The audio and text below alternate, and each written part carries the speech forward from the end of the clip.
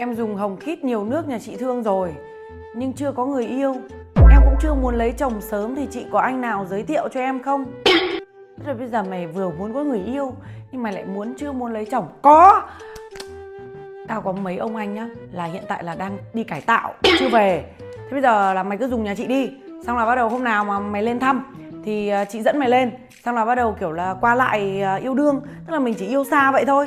Xong là bao giờ anh mãn hạn mà anh đi về thì lúc đấy mình cưới nhau sau. Quan trọng nhất là trong cái lúc mà anh ấy ở đấy không có ai yêu thì mày cũng không lo mất người yêu, đúng không?